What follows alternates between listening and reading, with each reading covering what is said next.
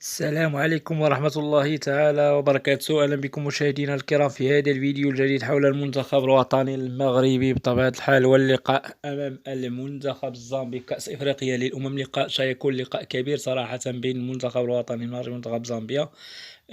عارفين أن المنتخب الزامبي بطبيعة الحال طاح معنا في جوج الحوايج في تصفية كأس العالم وفي كأس إفريقيا.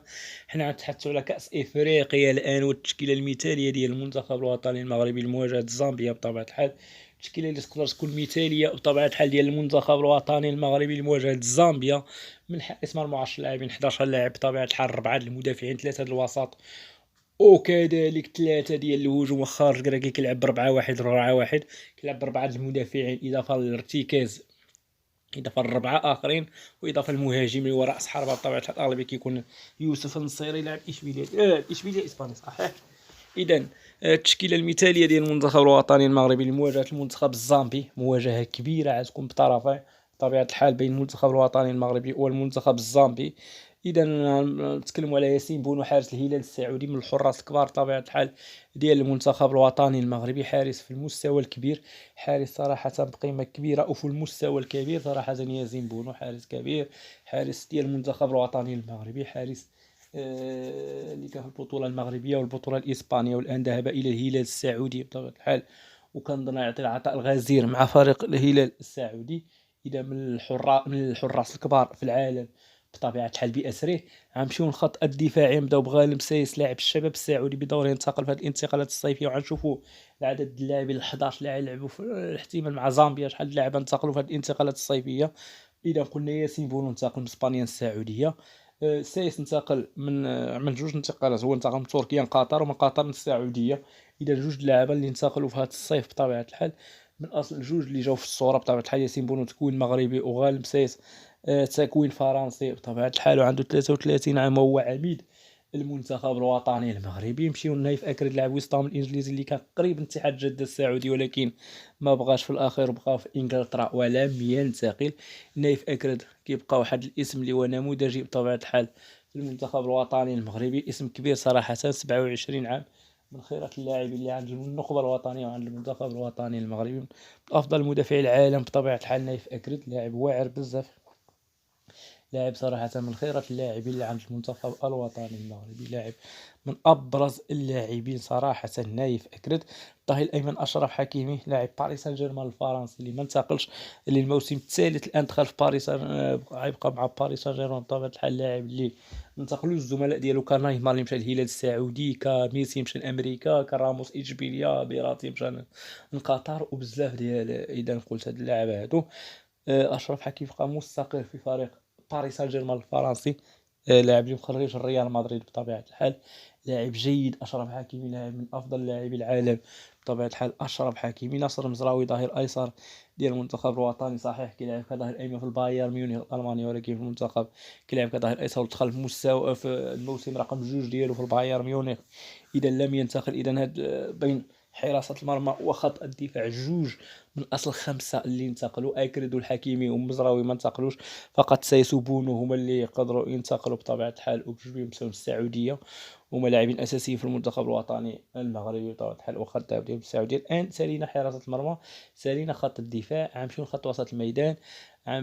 امين ريساريسون اللي كان كيلعب في لوهافر، كنظن مشى لانس ولا نينس ولا واحد الفرقه بحال هكا.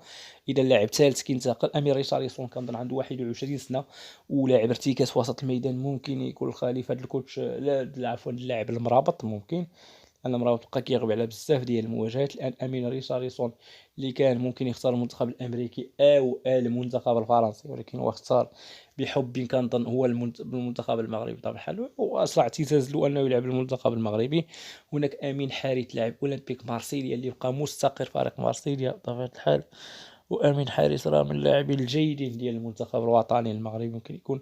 وكان في اللائحه المونديال بطبيعه الحال 2022 كاين الاصابه في اخر اللحظات حرمته انه يطلع للمونديال، بحال اللي كتشارك هو في مونديال 2018 بطبيعه الحال. امين حارس اللي كيبقى من اللاعبين المزيانين داخل المنتخب الوطني المغربي، لاعب جيد صراحة، للاعبين الجيدين ديال المنتخب الوطني المغربي. هناك اللاعب بلال خانوس، 19 عام، لاعب البطولة البلجيكية، قيمة كبيرة صراحة عنده في المنتخب الوطني المغربي. بلال خنوس من اللاعبين الأكفاء داخل النخبة الوطنية وداخل المنتخب الوطني المغربي. لاعب صراحة بكفاءة كبيرة وكبيرة بزاف داخل المنتخب الوطني المغربي. لاعب في المستوى الكبير. بلال خنوس لاعب صراحة لاعب كبير، لاعب اللي عنده فقط 19 سنة، لاعب اللي باقي صغير بزاف بطبيعة الحال، لاعب اللي صغير بزاف بطبيعة الحال.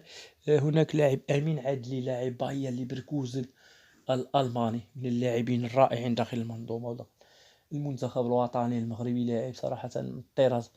أمين عدلي صراحة 23 سنة فقط هي اللي في السن. أمين عدلي عنده تكوين فرنسي وكيبقى واحد اللاعب اللي هو من اللاعبين الممتازين داخل المنظومة وداخل المنتخب الوطني المغربي. أمين عدلي اللي هو من اللاعبين الممتازين داخل المنظومة وداخل المنتخب الوطني المغربي، لاعب رائع.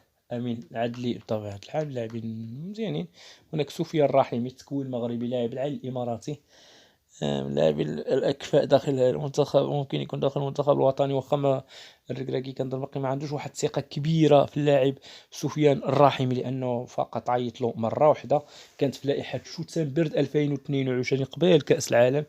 إذا ما عندوش واحد الثقة كبيرة فيه بطبيعة الحال في سفيان الرحيمي، كنتمنى أنه يبقى ينادى لأنه لاعب صراحة لاعب كبير سفيان الرحيمي. ولكن الركراكي ما عيطلوش، ما كيعيطلوش، عيطلو مرة واحدة. مشيو عند رأس الحربة عبد الرزاق حمد الله، لاعب اتحاد جدة السعودي، اللي كيبقى لاعب صراحة في الأندية ولكن في المنتخب باقي ما عطاش شي حاجة اللي هي كبيرة صراحة. عبد الرزاق حمد الله اللي كيبقى لاعب عادي جدا في المنتخب الوطني المغربي صراحة، ما عملش شي حاجة كبيرة بزاف في المونديال، باش نكونوا متفقين على هذه النقطة. شي حاجة كبيرة ما عملش بتاتا في المونديال القطري، بان على مستوى جد عادي جدا صراحة في المونديال قطر. عبد الرزاق حمد الله اللي هو لاعب صراحة اللي ماشي بديك المستوى الكبير صراحة في المونديال القطري، وكيبقى عنده 32 سنة وعنده هامش تطور قليل وقليل بزاف على حسب عامل السن بطبيعة الحال وعلى حسب بزاف ديال الحوايج. إذا عبد الرزاق حمد الله كيبقى صراحة ممكن يعطي العطاء في كأس إفريقيا. ما ننتظر بطبيعة الحال الحضور ديالو في كأس إفريقيا، ونشوفوا شنو يقدر يعطي بطبيعة الحال في كأس إفريقيا للأمم. نشوف عبد الرزاق حمد الله بعد المشاركة ديالو في كأس إفريقيا 2013 مرة أخرى يشارك، ونشوفوا المشاركة ديالو على ملعب الصفر بطبيعة الحال. قل من 3 شهور 27 أكتوبر يعزف 13 يناير، ونشوفوا المشاركة ديال عبد الرزاق حمد الله في كأس إفريقيا. غيغيب بزاف بطبيعة الحال. كنظن ممكن يكون دوري كأس آسيا، ممكن حتى البطولة السعودية توقف ويكون أكبر الرابحين عبد الرزاق حمد الله بطبيعة الحال ديك الساعة. هادشي اللي كاين، شكرا وإلى اللقاء.